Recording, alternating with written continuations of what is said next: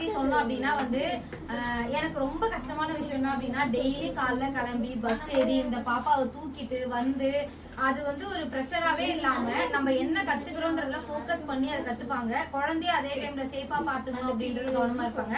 But குழந்தைய கூட்டு வந்து கத்துக்க முடியாதுன்னு எதுவும் இல்ல, நம்ம ரெண்டுத்தையும் மேனேஜ் பண்ண முடியும் அப்படின்றத உமா கண்டிப்பா காமிச்சிட்டாங்க. ஸோ கிளாஸ் நல்லா முடிச்சாங்க, மேக்கப் போனாங்க, பாப்பாவையும் பாத்துக்கிட்டாங்க.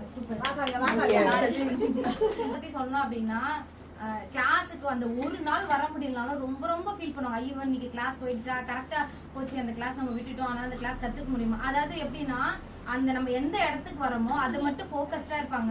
இவங்க அது பண்றாங்க அதெல்லாம் கிடையாது. நம்ம வேலை போறோமா, நம்ம கத்துக்கிறோமா, அதை கரெக்டா ப்ராப்பரா முடிக்கிறோமா, அது மட்டும் தான் போக்கஸ். நீங்க நேற்று என்ன முடிச்சிங்க, அதை கரெக்டா இன்னைக்கு எனக்கு திருப்பி சொல்லித்தாங்க, அதை கவர் பண்ணோம் அப்படின்றதுல ரொம்ப ரொம்ப கரெக்டா இருப்பாங்க. ஒர்க் விஷயத்துல பர்ஃபெக்ட். காவியா பத்தி சொன்னோம் அப்படின்னா வந்து ஆக்சுவலா காவியா இல்லைன்னா அந்த கிளாஸ் செம்ம போர் தான். சீரியஸ்லி சொன்னா காவியா கிளாஸையும் கவனிப்பாங்க, அதே சேம் டைம்ல எல்லாரையும் ரொம்ப ஹாப்பியா வச்சுப்பாங்க. நானே சம்டைம்ஸ் வந்து வரலன்னா ஏன் காவியா வரல அப்படி, அதாவது யாரையும் ஹர்ட் பண்ண மாட்டாங்க, ரொம்ப ஜாலியா பேசுவாங்க, ரொம்ப எல்லாரும் மிங்கிள் ஆனது அது எனக்கு ரொம்ப பிடிச்சிருந்துச்சு. அது மட்டும் இல்லாம இவ வரலன்னா மத்தவங்களுக்கு கேட்பாங்க ஏன் வரல அப்படின்றது.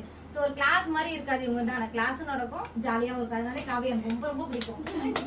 எப்படின்னு தெரியல, காவியா பாக்குறப்பெல்லாம் எனக்கு வந்து கண்ணுக்கு அழகா தெரிஞ்சுட்டே இருப்பேன். அதாவது எப்படி சொன்னா ஃபர்ஸ்ட் நம்ம அழகா லவ் பண்ணணும் அப்படின்னு சொல்லுவாங்களா, அது வந்து காவியாட்ட அதிகமா இருக்கு. ஆக்சுவலா நான் எப்பயுமே என்ன பார்த்து அழகா, ஆனா இவங்களை பார்த்து எனக்கு இன்னுமே அந்த இன்ஸ்பிரேஷன் அதிகமாச்சு. அந்த அளவுக்கு அழகி மாறி எனக்கு ஏதோ ஹார்ட் டச்சிங் ஆகும். ஏன்னா வந்து பர்சனலா நிறைய விஷயம் வந்து கிறிஸ்டி பத்தி எனக்கு தெரியும். அவ்வளோ ஸ்ட்ரகிள், நிறைய பிரச்சனைக்கு அப்புறம் வந்து அதை குயிக்கா முடிக்கணும். அதே சேம் டைம்ல அந்த ஒர்க்ல மட்டுமே அந்த கவனமா இருந்து சீக்கிரமாவே முடிச்சிட்டாங்க. பெரிய ப்ரெஷர்லாம் எனக்கு எதுவுமே கிடையாது, டக்கு டக்குன்னு அதை சொல்லி கொடுத்தேன். இன்னொரு விஷயம் என்னன்னா அந்த எவ்வளவு நமக்கு ஸ்ட்ரகிள் இருந்தாலும் அந்த வேலையை நம்ம கரெக்டா இருக்கணும் அப்படின்னு சொல்லி அதை முடிச்சாங்க. அது ரொம்ப ரொம்ப எனக்கு பிடிச்சிருந்துச்சுடா.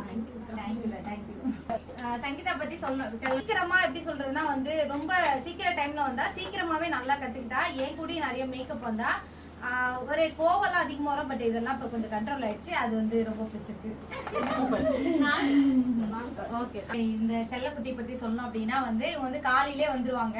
எனக்கு முன்னாடி உங்க ஷாப்க்கு வந்துருவாங்க. வந்துட்டு சரி நம்ம சும்மா இருக்கக்கூடாது அப்படின்னு சொல்லிட்டு ஏதாவது பிராக்டிஸ் பண்ணிட்டு இருப்பாங்க. அது வந்து எனக்கு ரொம்ப ரொம்ப பிடிக்கும்.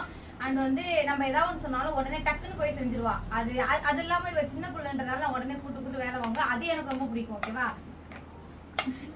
செல்லமும் ஒரு அழகிதான். மகதி பத்தி சொன்னோம் அப்படின்னா வந்து அவங்க பேட்ச்ல வந்து நிறைய பேர் வந்திருந்தாங்க. பட் நான் என்னதான் இருந்தாலும் எனக்கு எவ்வளவு பிரச்சனை இருந்தாலும் பரவாயில்ல, நம்ம இது வந்துட்டோம், இதை கத்து முடிச்சுட்டு ப்ராப்பரா ப்ரொஃபஷனலா முடிச்சுட்டு நம்ம சர்டிபிகேட் வாங்கிட்டா இதை விட்டு மூவ் ஆகுறோம் அப்படின்னு சொல்லிட்டு அவ்வளவு ஸ்ட்ரகிள்லயும் வந்து முடிச்சுட்டு போனாங்க. அதனால ரொம்ப ரொம்ப நான் அப்ரிஷியேட் பண்ற மகதியை ரொம்பவே பிடிச்சிருக்கேன்.